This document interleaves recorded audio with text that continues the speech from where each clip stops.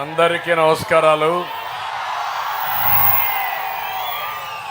ఈరోజు రామచంద్రాపురం ప్రజాగళానికి కొంచెం ఆలస్యమైంది ద్రాక్షారామంలో.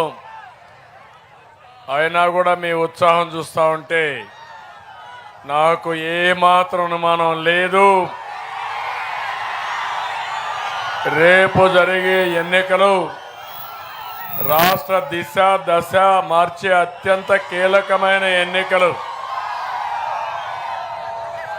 ప్రజల్ని చైతన్యపరచడానికి నేను ప్రజాగళంతో ఇక్కడికి వచ్చాను.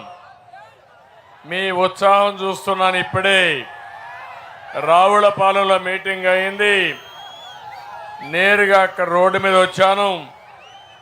మీ ఉత్సాహం చూసినప్పుడు కోనసీమ ప్రజలు పందెం కోళ్ళులా కాళ్ళు దువ్వుతున్నారు, ఎగిరెగిరి పడుతున్నారు. మా తమ్ముళ్ళు అయితే పందెం కోళ్ళులా మీ పౌరుషం చూస్తూ ఉంటే అర్థమైపోయింది ఏం జరగబోతుందో. గెలుపు మనది. వైఎస్ఆర్ కాంగ్రెస్ పార్టీ ఎన్ని కుప్పిగంతులు వేసినా అవేమీ జరగవని మరొకసారి విజ్ఞప్తి చేస్తున్నా. ఒక్క ఛాన్స్ అన్నాడు, నెత్తి మీద చెయ్యేసి నిమిరాడు, బొగ్గులన్నీ సవరించాడు, ముద్దులు పెట్టాడు. ఎన్నికలు అయిపోయినాయి, మనం కూడా మోసపోయాం. అక్కడి నుంచి గుద్దులే గుద్దులు. అవునా కాదా? ఎవరినైనా మిమ్మల్ని వదిలిపెట్టాడా తమ్ముళ్ళు అని మిమ్మల్ని అడుగుతున్నా. ఎవరిని వదిలిపెట్టలేదు. అందుకే ఒకసారి అని చెప్పి నమ్మి మోసపోయిన మీలో ఒక బాధ ఉంది, ఆవేదన ఉంది, ఆక్రందన ఉంది. అదే మాదిరిగా ఆవేశం కనపడుస్తా ఉంది మీ అందరిలో. ఎప్పుడెప్పుడు ఎన్నికలు వస్తాయా, మే 13 వస్తుందా, 2 బటన్లు నొక్కి వైఎస్ఆర్ కాంగ్రెస్ పార్టీని బంగాళాఖాతంలో పడేయడానికి సిద్ధంగా ఉన్నారు. అవునా కాదా? ఈరోజు నేను వచ్చింది మీకు ఒక భరోసా ఇవ్వడానికి, భద్రతా గ్యారెంటీ ఇవ్వడానికి వచ్చాను. నేను ఒకటే చెప్తున్నా, ఈరోజు ఎన్డీఏ తరఫున ఈరోజు చూస్తా ఉంటే 3 జెండాలు ఎక్కడికి పోయినా రెపరెపలాడుతున్నాయి. 3 జెండాలు వేరైనా అజెండా మాత్రం ఒకటే. ప్రజలు గెలవాలి, రాష్ట్రం నిలబడాలి. మా కలయిక మా కోసరం కాదు, మీకోసరం, ఈ రాష్ట్ర ప్రయోజనాల కోసమని మరొక్కసారి విజ్ఞప్తి చేస్తున్నా మీ అందరికీ. తమ్ముళ్ళు ఒక్క విషయం చెప్తున్నా. నిన్ననే మాట్లాడాడు జగన్మోహన్ రెడ్డి, నన్ను పశుపతి అన్నాడు. నేనేం ఆశ్చర్యపోలేదు, కానీ బచ్చాను చూస్తే నాకు నవ్వు వచ్చింది. చరిత్ర తెలియని బచ్చా ఈ జగన్మోహన్ రెడ్డి. పశుపతి అంటే ప్రపంచాన్ని కాపాడే పరమశివుడు. ఆ అవతారానికంటే మించిన అవతారం ఉందా తమ్ముళ్ళు అని మిమ్మల్ని అడుగుతున్నా. అవును, పడరాని అవమానాలు పడుతున్నా. శారీరకంగా మానసికంగా నా తమ్ముళ్ళైతే జైల్లో పెట్టినప్పుడు, కేసులు పెట్టినప్పుడు, ఆస్తులను లాగేసుకున్నప్పుడు పేదవాడు బాధపడతా ఉంటే ఎన్నో బాధపడ్డా, కానీ రాజీ పడను. 24 బుల్లెట్లకే భయపడిన వాడిని నేను భయపడతానా తమ్ముళ్ళు అని అడుగుతున్నా. 24 క్లేమోర్ మైన్స్ నా మీద 2003లో బ్లాస్ట్ చేశారు, తెలుసు కదా మీకు అందరికీ. సాక్షాత్ వెంకటేశ్వర స్వామి దిగొచ్చి నన్ను కాపాడు. అవునా కాదా? నాకు ఇంకా ఏదో ఉంది నీతో పని, ఈ రాష్ట్రాన్ని బాగు చేయాలి, ఇలాంటి దుర్మార్గుడు వస్తాడు, ప్రజల్ని హింసిస్తాడు, మళ్ళీ కాపాడే శక్తి నీకు ఇవ్వాలని, ప్రాణం ఇవ్వాలని వెంకటేశ్వర స్వామి ప్రాణభిక్ష పెట్టాడు. అయితే నేను ఒకటే మీ అందరికీ చెప్తున్నా, ఎక్కడా రాజీ పడను. తెలుగు జాతి కోసం పోరాడుతున్నా, ఆంధ్రప్రదేశ్ కోసం పోరాడుతున్నా. ఒకప్పుడు ఏం చేశానో నా బ్రాండ్ మీకు అందరికీ అర్థమవుతుంది. అవునా కాదా? ఏం తమ్ముళ్ళు, నా బ్రాండ్ కింద జగన్మోహన్ రెడ్డి లెక్క అని మిమ్మల్ని అడుగుతున్నా. వీళ్ళ నాన్న ముఖ్యమంత్రి కాకమునిపే నేను ముఖ్యమంత్రి 9 ఏళ్ళు. పిల్ల కుంకుకింగా ఇవన్నీ అర్థం కావడంలా. నోరు కూడా బారేసుకుంటున్నాడు, కానీ నేను నోరు బారేసుకోవడంలా. ఏదేదో మాట్లాడుతున్నాడు. బాబాయిని చంపి గొడ్డలితో అనుకుంటున్నాడు, ఇప్పుడు అందరిని చంపి అనుకుంటున్నాడు. లేకపోతే కోడి కత్తి డ్రామా ఆడి ఎన్నికల్లో లాభం పొందాడు. ఈ విధంగా మళ్ళా చేయొచ్చు అనుకుంటున్నాడు. నేను ఒక విషయం మిమ్మల్ని అందరిని అడుగుతున్నా. ఈరోజు పెన్షనర్స్ విషయం మీరందరూ చూశారు. శవ రాజకీయాలు చేసే నీచమైన పార్టీ జగన్మోహన్ రెడ్డి పార్టీ. అవునా కాదా అని మిమ్మల్ని అడుగుతున్నా. ఎవరు పెట్టారు ఈరోజు రాష్ట్రంలో పెన్షన్లు? మొట్టమొదటిసారిగా నందమూరి తారక రామారావు గారు 35 రూపాయలు పెన్షన్ పెట్టాడు. అవునా కాదా తమ్ముళ్ళు మిమ్మల్ని అడుగుతున్నా. 2014 నేను వచ్చిన తర్వాత 200 పెన్షన్ని ఒకేసారి 1000 చేశా, 5 రెట్లు పెంచా. మళ్ళీ 1000ని 2000 చేశా. అంటే 5 సంవత్సరాల్లో 10 రెట్లు పెంచిన ఘనత తెలుగుదేశం పార్టీ. అవునా కాదా అని మిమ్మల్ని అడుగుతున్నా. అప్పట్లోనే 60 లక్షలకు ఇచ్చాం. నేను పింఛన్ ఇస్తే ఇప్పుడు ఒక 1000 రూపాయలు పెంచి దానికేదో వాలంటీర్లు పెట్టి, అంటే రాజకీయ దురుద్దేశాలతో చేసి ఇప్పుడు మనల్ని విమర్శిస్తున్నాడు. నేను అడుగుతున్నా, ఈ నెల పెన్షన్లు ఇవ్వాలా లేదా అని అడుగుతున్నా మిమ్మల్ని. సచివాలయంలో 1,25,000 మంది స్టాఫ్ ఉన్నారా లేదా? ఒక్కొక్క మనిషి 45 పింఛన్లు ఇస్తే 2 రోజుల్లో మొత్తం పింఛన్లు ఇవ్వచ్చు. అవునా కాదా? ఈరోజు ఎన్నో తారీఖు? 3వ తారీఖు అయిపోయిందా లేదా? ఇచ్చాడా పింఛన్లు? సచివాలయం డబ్బులున్నాయా? సచివాలయంలో బుద్ధి సిగ్గు ఇది లేకపోతే 28న ఒక జీవో ఇచ్చావు. ఈ నెల మేము 3వ తారీఖు పింఛన్లు ఇస్తారని చెప్పావు. అంటే ముందుగా ప్రణాళిక తయారు చేసుకున్నావు. అంటే వచ్చిన డబ్బులు 13,000 కోట్ల రూపాయలు కాంట్రాక్టులకు ఇచ్చుకొని, నీ మనుషులకు ఇచ్చుకొని లంచాలు మెక్కి ఈ పెన్షనర్స్, పేదవాళ్ళని, వృద్ధుల్ని బాధ పెట్టిన వ్యక్తి జగన్మోహన్ రెడ్డి. అవునా కాదా తమ్ముళ్ళు అని మిమ్మల్ని అడుగుతున్నా. ఈరోజు రమ్మన్నారు. ఎందుకు రమ్మన్నారు అని అడుగుతున్నా. 3 రోజులని చెప్తున్నా. మీరు పెన్షనర్స్ని సచివాలయానికి పిలవద్దండి, మీరే ఇంటికి వెళ్ళండి. 2 రోజుల్లో ఇవ్వచ్చు, మీరు అనుకుంటే 1 రోజుల్లో ఇవ్వచ్చు. నీకు ముఖ్యమంత్రిగా చేత కాకపోతే, దద్దము అయితే నువ్వు దిగిపో. 1 డేలో ఏ విధంగా వాళ్ళని ఇచ్చి చూపిస్తా. నాకు అనుభవం ఉంది, 14 సంవత్సరాలు ముఖ్యమంత్రిని. నీ దగ్గర నేర్చుకోవాల్సిన అవసరం నాకు లేదు. చేసి చూపించిన వ్యక్తిని. వేషాలేస్తే తోక కట్ చేయడం కూడా తెలిసిన వ్యక్తిని. నోరు పారేసుకుంటే నోరు ముయించే శక్తి ఉండే వ్యక్తిని చెప్పి మరొకసారి మీ అందరికీ విజ్ఞప్తి చేస్తున్నా. ఈరోజు ఉదయం రమ్మంటారు సచివాలయానికి, డబ్బులు ఇవ్వరు, ఎండ్లో నిలబెడతారు, కనీసం వాళ్ళకి మంచినీళ్ళు ఇవ్వరు, ఒక షామినా ఇవ్వరు, లేకపోతే ఒక బట్టర్ మిల్క్ ఇవ్వరు. 1-2 చనిపోతే శవ రాజకీయాలు చేస్తావా? ఇవి ప్రభుత్వ హత్యలే. మీరే హత్యలు చేశారు పేదవాడిని, వృద్ధుల్ని. ఆ పాపం ఊరికే పోదు. జగన్మోహన్ రెడ్డి బాబాయిని చంపి ఇప్పుడు హత్య వేరే వాళ్ళ కూతురు పైన పెట్టే పరిస్థితికి వచ్చావు.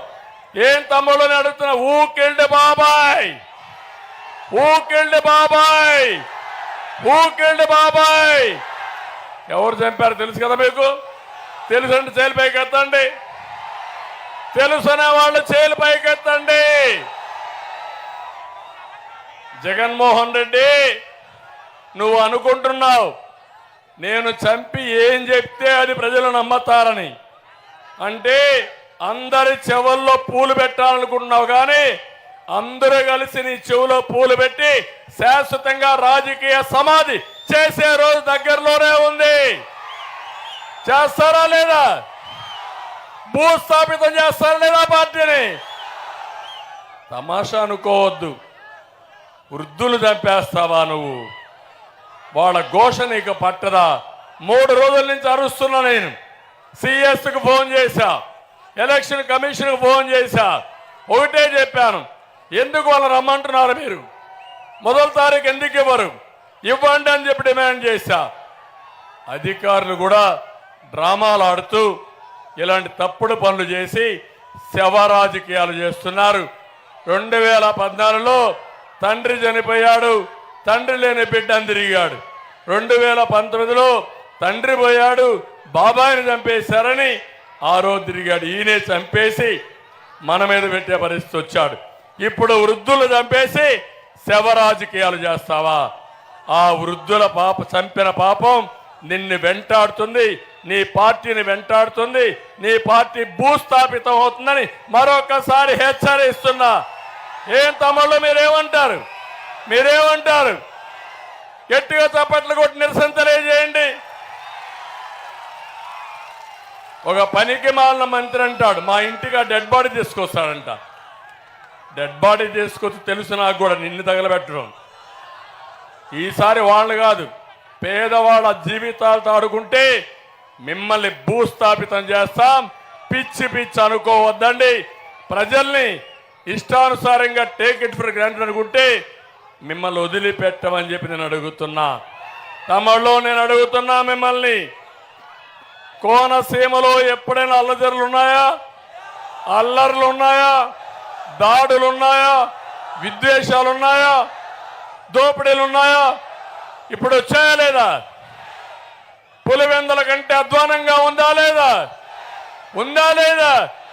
ఎవడ కారణం దీనికి? ఒక సైకో ఊరుకొక సైకోను తయారు చేస్తారా మీరు? నేను ఎప్పుడు చూశాను, కోనసీమ గోదావరి జిల్లాలు ఎంత మంచి జిల్లాలంటే పౌరుషంగా పరుషంగా మాట్లాడే తెలియని జిల్లాలు మీరు. మంచినీళ్ళు అడిగితే కొబ్బరి నీళ్ళు ఇచ్చే మనస్తత్వం మీద అవునా కాదా అని మిమ్మల్ని అడుగుతున్నా. ఒకప్పుడు సమైక్య ఆంధ్రప్రదేశ్లో రాష్ట్రం మొత్తం 5 డిస్ట్రిబ్యూషన్ కంపెనీస్ ఉంటే ఇది విశాఖపట్నంలో ఉండేది. ఈ డిస్ట్రిబ్యూషన్ కంపెనీ ఒక్కరు కూడా తప్పుడు కరెంటు వాడడం కానీ, బిల్లు కట్టకుండా పోవడం కానీ, ఫ్రాడ్ చేయడం తెలియని మనుషులు ఈ యొక్క ఉత్తరాంధ్ర గోదావరి జిల్లాలు. అంత మంచి జిల్లాల్ని ఈరోజు మీరు తగలబెట్టే పరిస్థితికి వచ్చారు. నేను ఒకటే అడుగుతున్నా, ఈ ముఖ్యమంత్రిని మీరు అందరూ ఆలోచించండి. తమ్ముళ్ళు మద్యపాన నిషేధం అన్నాడా లేదా? అన్నాడా లేదా? మద్యపాన నిషేధం చేశాడా నేను అడుగుతున్నా. ఇంకొక మాట చెప్పాడా లేదా? మద్యపాన నిషేధం చేయకపోతే ఓటు అడగనని చెప్పాడా లేదా? ఎందుకు అడుగుతున్నా ఓటు? ఓటు అడగనని చెప్పావు, ఇప్పుడు ఓటు అడిగే హక్కు నీకుందా అని నేను అడుగుతున్నా మిమ్మల్ని అందరినీ. నేను అడుగుతున్నా, ఏం తమ్ముళ్ళు, మద్యం మా మందుబాబులు కూడా ఉంటారు కొంతమంది ఇక్కడ.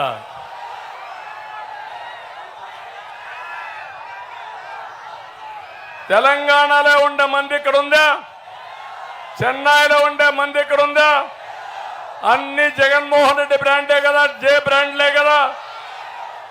అంటే ఆయనే మ్యానుఫ్యాక్చరింగ్, ఆయనే డిస్ట్రిబ్యూషను, ఆయనే అమ్మకం, డబ్బులు కూడా ఆయనకే.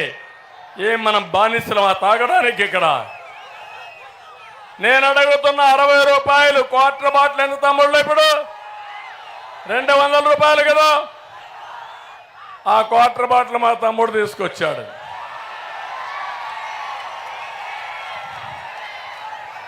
₹60 క్వార్టర్ బాటిల్ 200 అమ్ముతున్నారు అంటే 140 రూపాయలు ఎక్కువ అమ్ముతున్నారు. అవునా కాదా?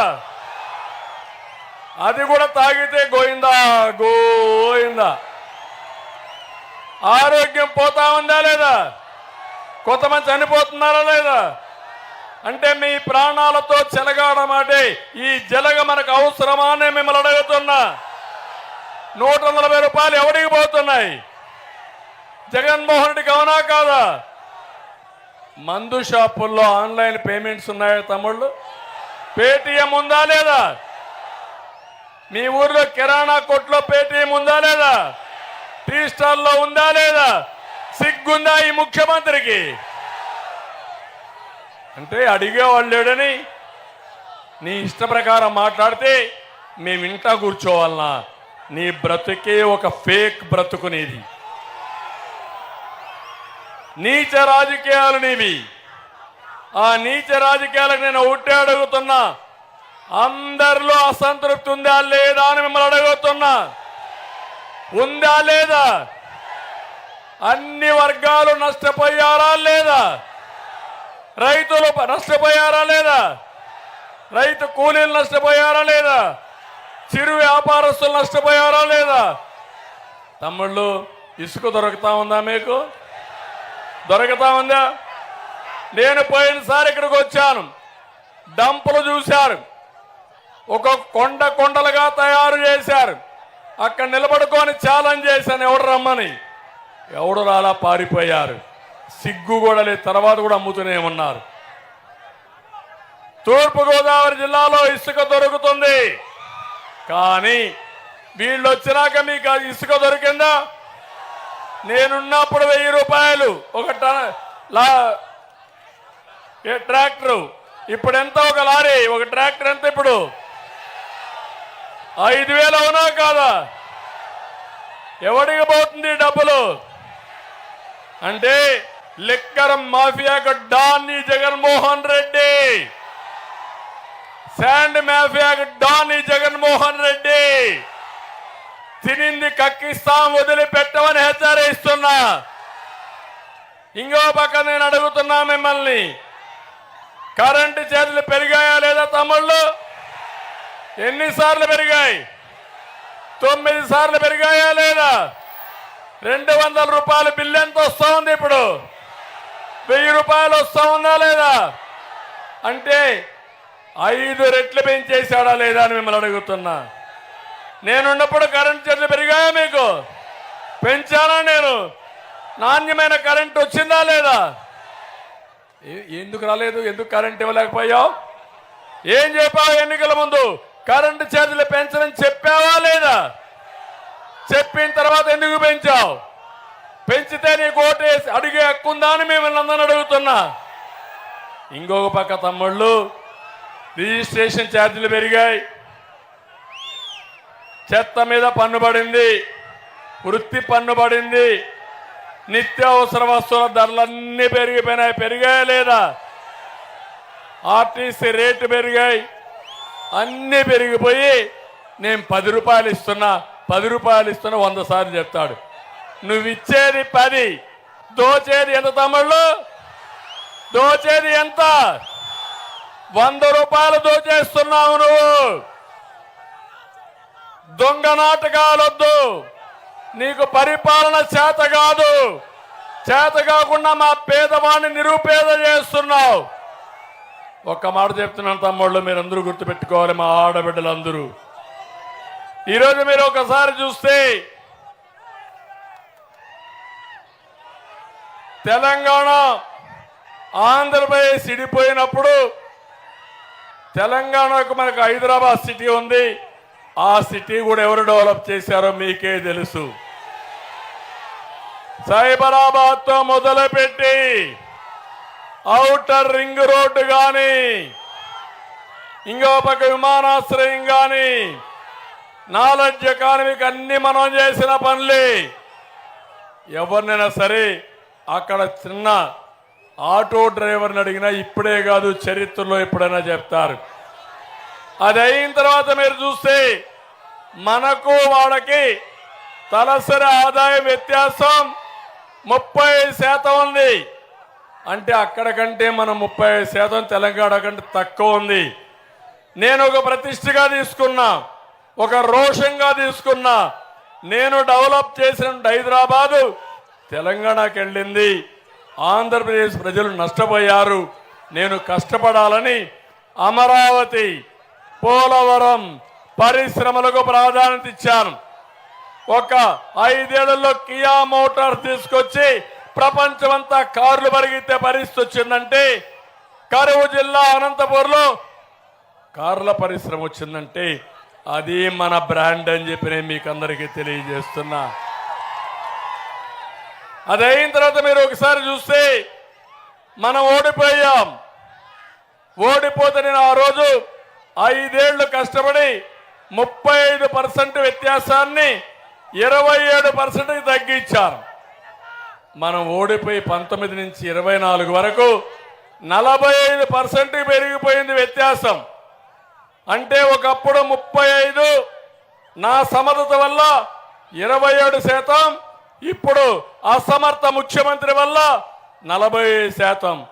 ఇతనే ఉంటే మనకు వాళ్లకు 100% పెరిగిపోతుంది.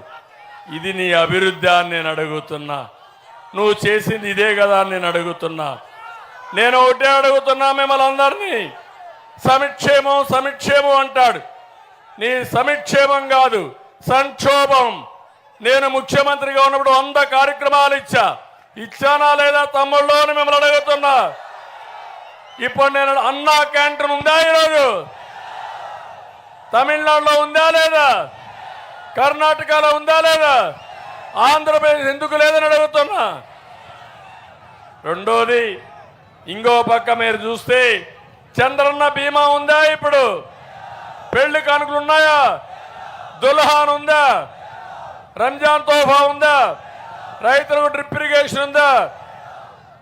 విదేశ విద్య ఉందా? స్టడీ సర్కిల్ ఉందా? బెస్ట్ అవైలబుల్ స్కూల్స్ ఉన్నాయని అడుగుతున్నా. చేనేతలకు మత్స్యకారులకి సబ్సిడీలు ఇచ్చే పరిస్థితిలో ఉన్నారా? డప్పుకారులకి ఆ రోజు నేను ఉండగా పెన్షన్లు ఇచ్చా, అవన్నీ వస్తున్నాయా? ఎస్సీలకు సబ్ ప్లాన్ వస్తా ఉందని అడుగుతున్నా. బీసీలకు సబ్ ప్లాన్ ఉందని అడుగుతున్నా. ఆదరణ వస్తా ఉందని అడుగుతున్నా. మైనారిటీ కార్యక్రమాలు వచ్చాయని అడుగుతున్నా. ఏం చేసావు నీ సంక్షేమం? నేను 19.2% బడ్జెట్లో పెట్టా. నువ్వు పెట్టింది 15%.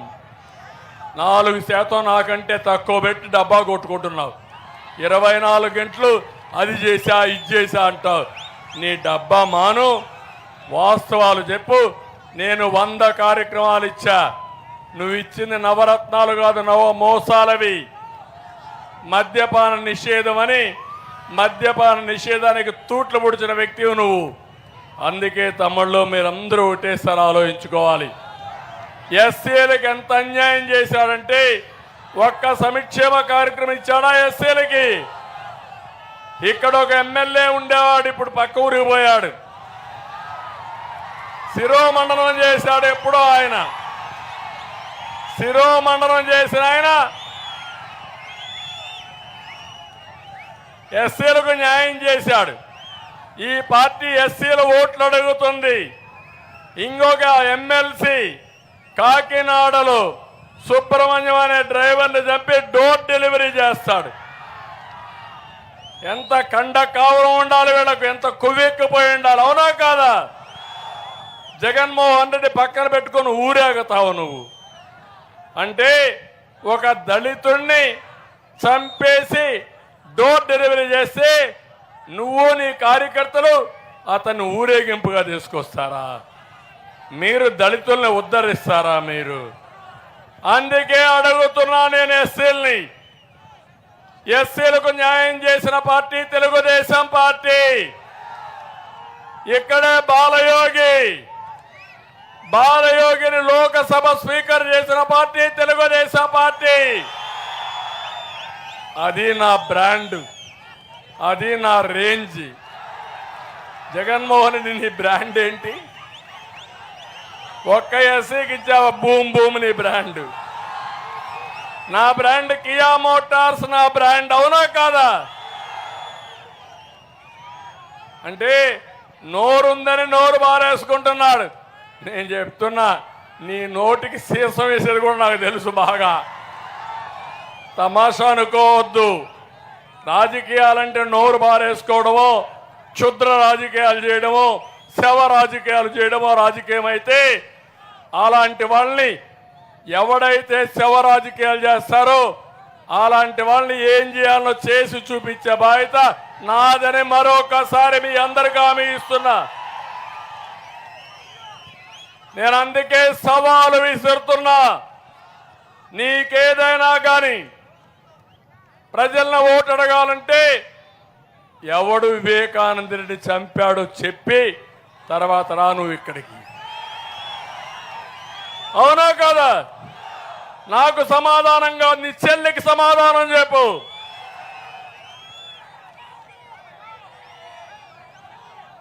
అంటే నువ్వు మమ్మల్ని అందరినీ గొడ్డలతో చంపేస్తానంటే మేము భయపడిపోవాలా? అవసరమైతే ఒక పని చేయి, ఫ్యాన్ అంతా అరిగిపోయింది, తిరగడం మానేసింది, ప్రజలు సిద్ధంగా ముక్కలు ముక్కలుగా కుందేసి డస్ట్బిన్లో మారడానికి సిద్ధంగా ఉన్నారా లేదా మీరు? కాబట్టి ఇప్పుడు గొడ్డలు గుర్తుపెట్టుకో. నీ ఎన్నికల గుర్తు గొడ్డలు గుర్తుపెట్టుకొని రా మా దగ్గరికి. నీకు అదొకటే మిగిలింది. ఎందుకంటే బెదిరిస్తావా నువ్వు? ఇదేం పులివెందల రాజకీయం అనుకుంటున్నావా? ఈస్ట్ గోదావరి జిల్లా కోనసీమ రామచంద్రాపురం కబద్దార్, జాగ్రత్తగా ఉండు. ఏం తమిళలో మీకు రోషం ఉందా లేదా? గొడ్డల రాజకీయాలు మీరు సహిస్తారా అని మిమ్మల్ని అడుగుతున్నా. విధ్వంసక రాజకీయాలు మీరు సహిస్తారని మిమ్మల్ని అడుగుతున్నా. మిమ్మల్ని నాశనం చేస్తా ఉంటే భయపడి ఇంట్లో పడుకుంటారా అని మిమ్మల్ని అడుగుతున్నా. నేను అడుగుతున్నా మా తమ్ముళ్ళు మీకు ఒక్క ఉద్యోగం ఇచ్చాడా? డిఎస్సి పెట్టాడా? జాబ్ క్యాలెండర్ ఇచ్చాడా? నేను పెట్టా డిఎస్సి. 14 సంవత్సరాల్లో 8 సార్లు డిఎస్సీలు పెట్టా. ఎన్టీ రామారావు గారు 3 సార్లు పెట్టా. మొత్తం 11 సార్లు పెట్టాం. ఇప్పుడుండే టీచర్లో 70% తెలుగుదేశం పార్టీ పీరియడ్లో అపాయింట్ చేసిన వాళ్ళే. అది నా బ్రాండ్. నీ బ్రాండ్ 5 ఏళ్ళు ఒక డిఎస్సి పెట్టావా? మళ్ళీ హామీ ఇస్తున్నా, యువతకి నేను వస్తానే మెగా డిఎస్సి పెడతాం, ఉద్యోగాలు ఇస్తాం.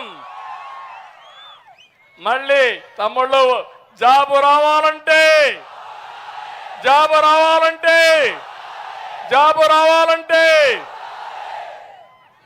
గంజాయి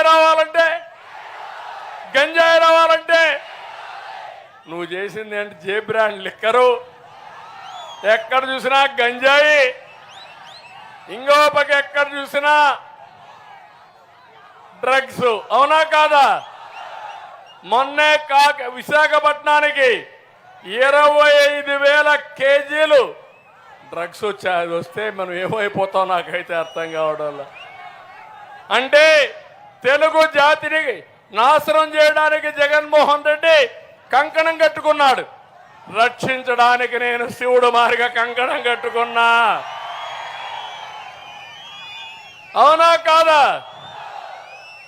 అందుకే చెప్తున్నా, మీరెవ్వరూ భయపడక్కర్లేదు. హైదరాబాద్ నగరాన్ని అభివృద్ధి చేసి ప్రపంచం పెట్రోలు పెట్టింది నేనే. మన యువతకి ఐటీ నేర్పించి ప్రపంచం అంతా పంపించి ఈరోజు ప్రపంచంలోని ఎక్కువ తలసరి ఆదాయం సంపాదించే శక్తించింది నేనే, తెలుగుదేశం పార్టీని. ఇప్పుడు అందుకే మళ్ళీ హామీ ఇస్తున్నా, నేను సంపద సృష్టించడం తెలిసిన పార్టీ తెలుగుదేశం పార్టీ. అవునా కాదా? మీరు ఒక్క విషయం గుర్తుపెట్టుకోవాలి. వ్యవసాయం సక్రమంగా చేస్తే సంపద వస్తుంది, ప్రజలకు తిండి వస్తుంది. నీళ్లు సరిగా ఇవ్వకపోతే పంట రాదు, పంట రాకపోతే సంపద రాదు. రెండోది, దానికి కావలసిన ఎరువులు కానీ క్రిమి సంహారక మందులు కానీ అవన్నీ సక్రమంగా ఇస్తే ఎక్కువ ఉత్పత్తి వస్తుంది. ఎక్కువ ఉత్పత్తి వస్తే ఆదాయం పెరుగుతుంది. అదే సమయంలో పండించిన పంట సకాలంలో కొంటే రైతుకు అందుబాటులో ఉంటుంది. కనీసం ధాన్యం కొనడానికి గోని సంచులు ఇవ్వలేని అసమర్థుడివి గోని సంచులు. ఆ గోని సంచులు కూడా బొక్కలు పోయి సగం ధాన్యం దారిలోనే పోతే సంపద వస్తుందా తమ్ముళ్ళు అని మిమ్మల్ని అడుగుతున్నా. ఒక రోడ్డు వేస్తే సంపద వస్తుంది, ఒక ఇండస్ట్రీ వస్తే సంపద పెరుగుతుంది, ఉద్యోగాలు వస్తాయి. అవునా కాదా? అదే మరి నీ వాటాల కోసం పారిశ్రామికవేత్తలు బెదిరించి తరిమేసి సంపద వస్తుందా? వస్తుందా నేను అడుగుతున్నా. ఈ తమ్ముళ్లకు ఉద్యోగాలు వస్తే కొనుగోలు శక్తి పెరిగి బజార్లో ఎదుగాళ్ళు కొనుక్కుంటే తద్వారా ఆదాయం పెరుగుతుంది జీఎస్టీ వల్ల. ఇది ఎకానమీలో. అతను అంటున్నాడు నేను పంచా అని అంటున్నాడు. ఏం పంచావు? అప్పు తెచ్చి పంచావు. అప్పు తెచ్చి పంచితే పంచే ఉండదు, తర్వాత చూడబోతే ఏం కనపడదు. ఏం తమ్ముళ్ళు మిమ్మల్ని అడుగుతున్నా, అప్పు పంచితే ఎవరు కట్టాలా వడ్డీ? మీరే కదా, అప్పు మీరే కదా. అంటే 13 లక్షల కోట్ల రూపాయలు అప్పు చేశాడు. రేపేమవుతారు మీరు? మీరు ఒక ట్యాంకులో నీళ్లుంటే కొళ్ళాయి తిప్పితే నీళ్లు వస్తాయి, ట్యాంకులో నీళ్లు లేకపోతే వస్తాయా? బిగినింగ్లో బురద నీళ్ళు వస్తాయి, తర్వాత అసలు నీళ్ళు రావడం మానేస్తుంది. కనీసం అది కడుక్కోవడానికి నీళ్లు ఉండవు. నేను అదే అంటున్నా, నీ పరిపాలన ఎట్లుందంటే అసలు కడుక్కోవడానికి కూడా నీళ్ళు లేవు కొన్ని ప్రాంతాల్లో. మీకు వాస్తవం చెప్తున్న, కర్నూలులో నీళ్లు లేక తాగడానికి పెళ్లిళ్ళు వాయిదా వేసుకున్నారు. వారానికి ఒకరోజు స్నానం చేస్తున్నారు. మీరు నమ్మతారా అని అడుగుతున్నా మిమ్మల్ని. అలాంటి చెత్త పరిపాలన ఇచ్చిన ముఖ్యమంత్రి ఈ జగన్మోహన్ రెడ్డి. నేను అందుకే మీ అందరికి హామీ ఇవ్వడానికి వచ్చాను. విమర్శే కాదు, మీలో ఒక ధైర్యం, ఒక హామీ ఇవ్వడానికి వచ్చాను. సంపద సృష్టించడం తెలిసిన పార్టీ తెలుగుదేశం పార్టీ. మళ్ళీ చెప్తున్నా, సంపద సృష్టిస్తా, ఆదాయం పెంచుతా, పెంచిన ఆదాయం ఈ పేదవాళ్లకు పంచుతానని చెప్పి నేను మీకు తెలియజేస్తున్నా. మాట్లాడితే నేను బటన్ నొక్కా, నువ్వు ఎప్పుడన్నా నొక్కావా అంటాడు. నువ్వు బటన్ నొక్కావు, ఆ బటన్ నొక్కడానికి కూడా రిపోర్ట్ ఇచ్చింది నేనే. డిజిటల్ కరెన్సీకి రిపోర్ట్ ఇచ్చింది నేనే. మీకు ఐడియా ఉందా లేదో ఒకసారి గుర్తు చేసుకోండి. నరేంద్ర మోడీ గారు 1000 రూపాయలు 500 రూపాయలు రద్దు చేసినప్పుడు డిజిటల్ కరెన్సీని ప్రమోట్ చేయాలని ఎవరైతే చేయగలుగుతారంటే నాకు ఫోన్ చేసి, బాబు గారు మీకు టెక్నాలజీ అనుభవం ఉంది, ఎట్లా డిజిటల్ కరెన్సీ ఉండాలో ఒక రిపోర్ట్ ఇస్తారంటే నేనే ఆ రిపోర్ట్ ఇచ్చా. అక్కడి నుంచే బటన్ నొక్కే పరిస్థితికి వచ్చాం. నువ్వు నొక్కడమేంటి? నరేంద్ర మోడీ గారు దేశంలో ఉండే రైతులందరికీ ఒక బటన్ నొక్కుతున్నాడు. అందరికి 6000 రూపాయలు వస్తా ఉందా లేదా మీకు? 6000 కూడా ఈ లెక్కలు వేసుకుంటున్నాడు. 12,500 ఇస్తానని కేంద్రం 6000 ఇస్తే ఈయన 7,500 ఇచ్చి 2 లెక్క చెప్పే పెద్ద మనిషి జగన్మోహన్ రెడ్డి. అవునా కాదా తమ్ముళ్ళు అని అడుగుతున్నా. నేనేం చేశాను అడుగుతున్నాడు. ఒకేసారి 50,000 రూపాయలు రైతులకు రుణమాఫీ చేసిన పార్టీ తెలుగుదేశం పార్టీ. తెలంగాణలో ఇబ్బంది ఉన్నా, వాళ్లకు ఎక్కువ ఆదాయం ఉన్నా వాళ్ళు 1,00,000 రూపాయలు రద్దు చేస్తే నేను 1,50,000 రూపాయలు రద్దు చేసిన పార్టీ తెలుగుదేశం పార్టీ.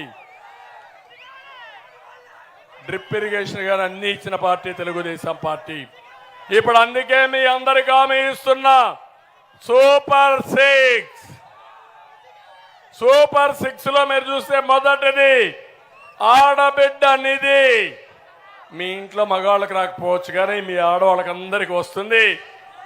నెలకు 1500, ఇద్దరు ఇంట్లో ఉంటే 3000, ముగ్గురుంటే 4500, నలుగురుంటే 6000. మీ ఇంటికి మీ వాళ్ళ అకౌంట్కి వేసే బాధ్యత నాది. నువ్వు అంటున్నావు అది ఎట్టిస్తావు అంటావు, నీకు చెప్పేవాళ్ళ నేను. అంటే నా సూపర్ 6 అసాధ్యం అంటావు. అది అసాధ్యాన్ని సుసాధ్యం చేయడమే తెలుగుదేశం పార్టీ గొప్పతనం. హైటెక్ సిటీ కడితే అది ఎందుకన్నారు, అప్పుడే చెప్పా. అది ఎందుకంటే అదే భవిష్యత్తు, అదే కూడు పెట్టేదని చెప్పా. నేను కియా మోటార్ అంటే ఆంధ్రాకు వస్తున్నా అన్నారు. గుజరాత్ కంప్లీట్ చేశారు, తమిళనాడు కంప్లీట్ చేశారు, మహారాష్ట్ర అడిగారు.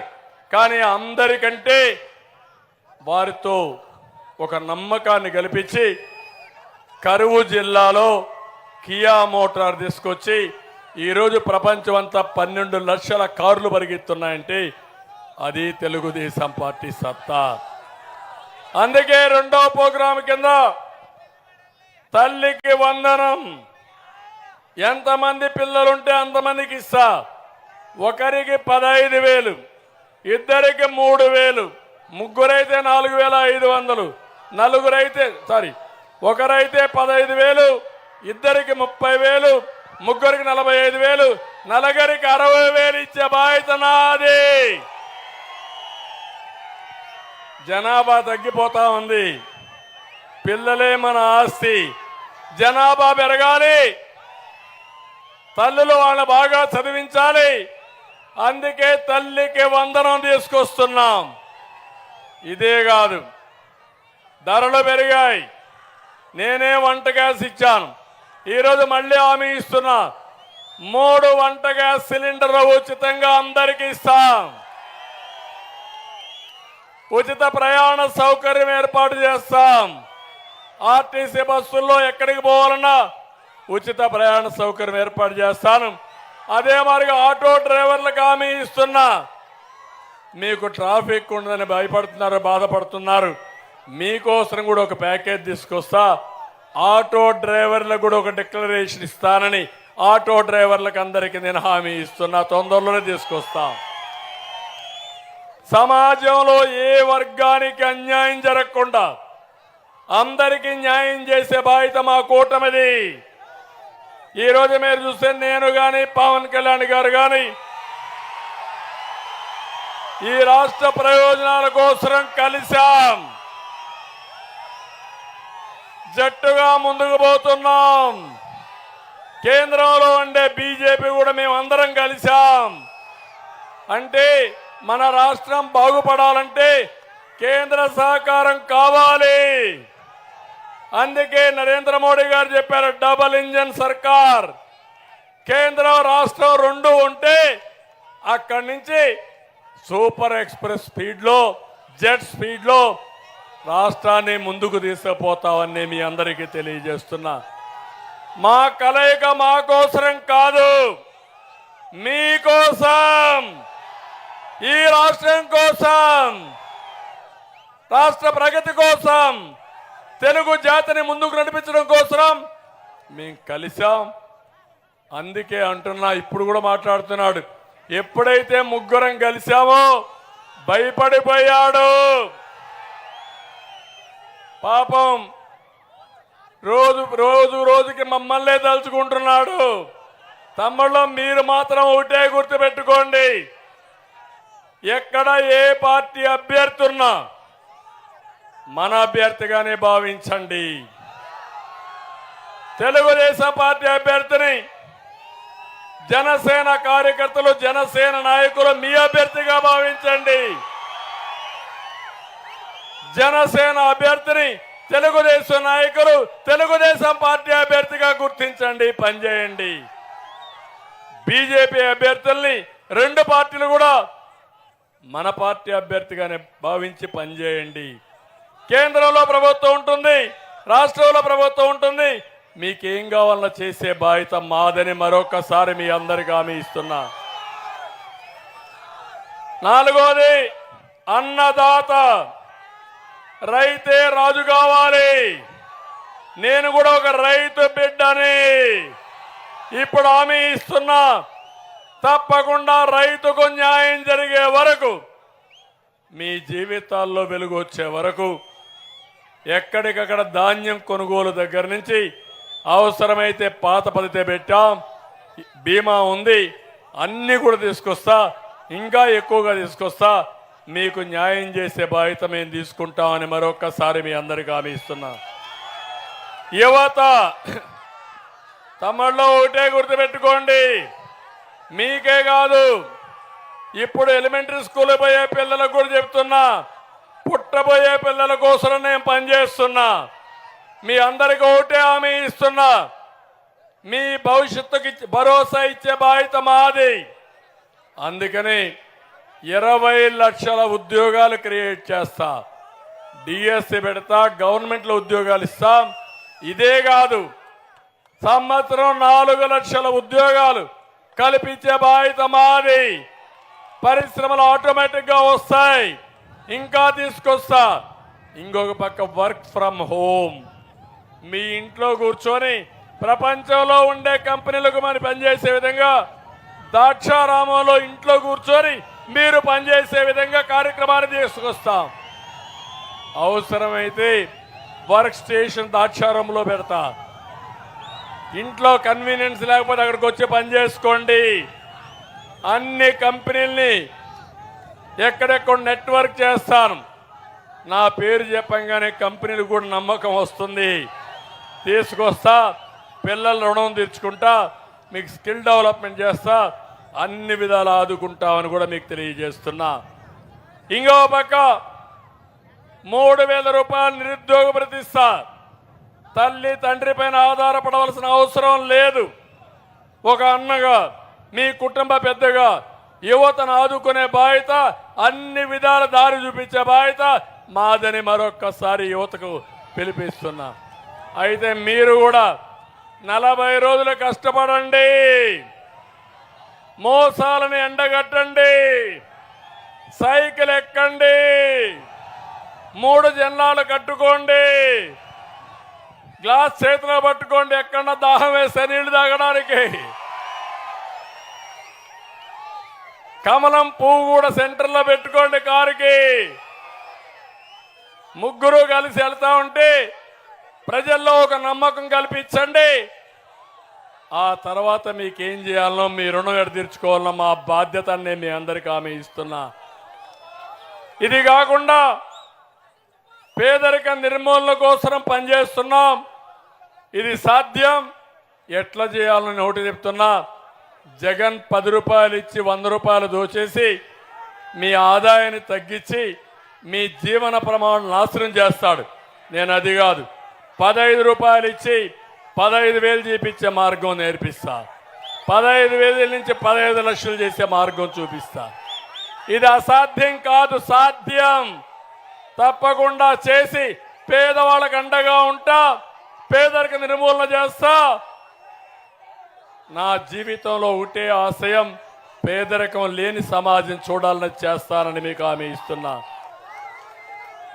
ఇంకో పక్క పన్నుల బాధలు ఉండదు, కరెంటు ఛార్జీలు పెంచాం, ప్రాణాలు తీసే మద్యం ఉండదు, జేబు దోపిడీ ఉండదు, నిత్యావసర వస్తువుల ధరలు నియంత్రణ చేస్తాం, పెట్రోల్ బాధలు అసలు ఉండదు.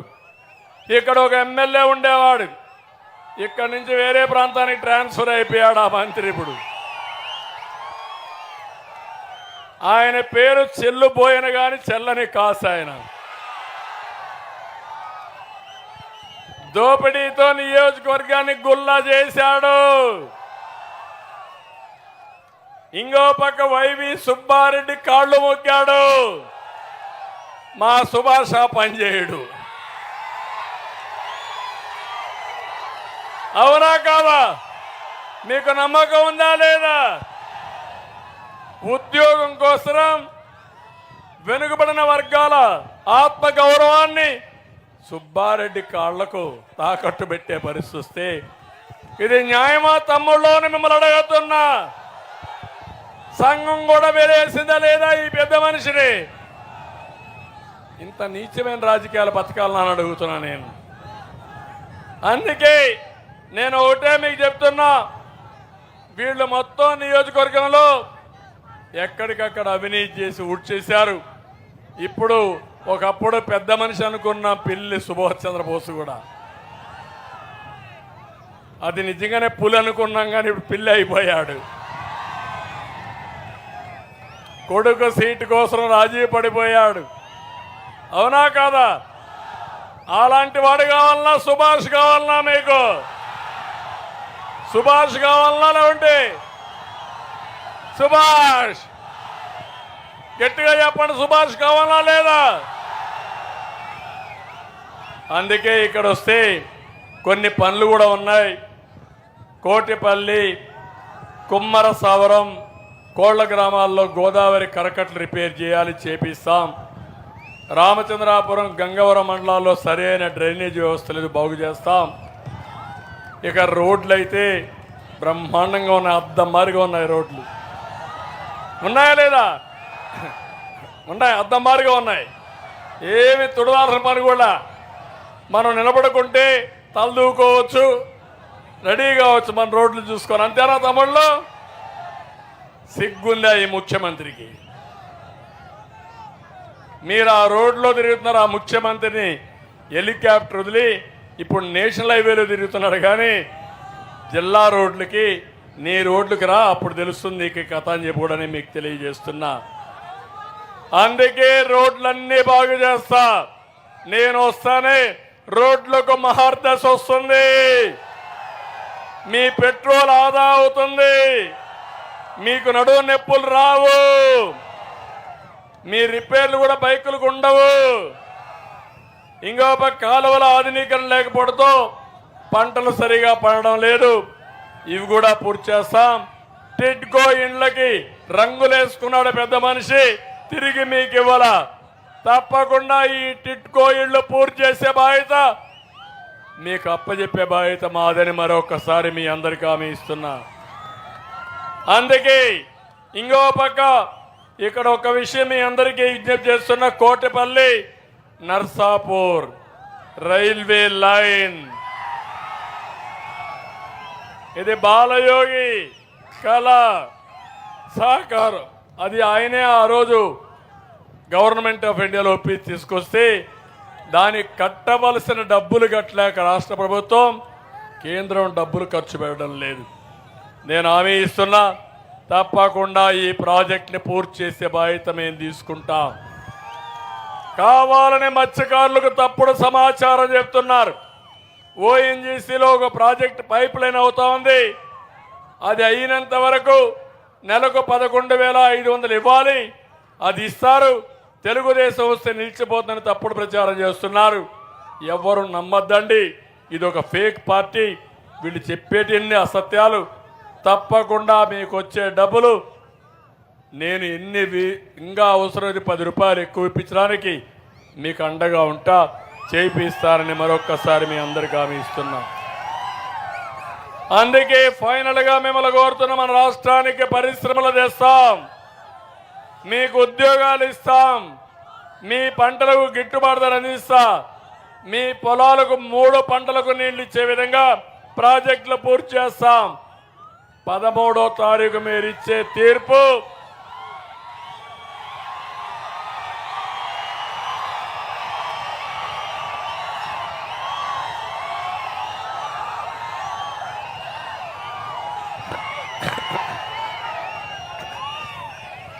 కాబట్టి మా తమ్ముళ్ళు చాలా తెలివిగా ఉంటారు. గుడ్. కాబట్టి నేను ఒకటే మిమ్మల్ని కోరుతున్న, సమయం కూడా లేదు. ఈరోజు నేను 7 గంటలకు కావాల్సిన మీటింగ్ ఇంతవరకు అయింది, కానీ మిమ్మల్ని చూసిన తర్వాత ఒక నమ్మకం వచ్చింది. ఒక సమర్థుడిని, సుభాష్ని ఇక్కడ ఎమ్మెల్యేగా పెట్టుకున్నాం. బాలయోగి ఎప్పుడూ మర్చిపోలేని వ్యక్తి. ఆయన కుమారుడు ఈరోజు అమలాపురం ఎంపీగా పెట్టాం. ఇద్దరు యువకులు, ఉత్సాహవంతులు. అటు ఢిల్లీ, ఇటు అసెంబ్లీ, ఈ రెండు కూడా మీకు సమర్థవంతంగా అనుసంధానం చేసి మీకు ఏ పనులు కావాలన్నా చేసే బాధ్యత మాది. అదే సమయంలో మీరందరూ కూడా సైకిల్ గుర్తుకే ఓటేస్తామని, 2 బటన్లు నొక్కుతామని, ఇద్దరిని గెలిపిస్తామని గట్టిగా చప్పట్లు కొట్టి హర్షాన్ని ఆమోదం తెలియజేయండి. టైం అయింది, 10 అయింది. మనం క్రమశిక్షణ కలిగిన నాయకులం. థ్యాంక్ యూ అనండి.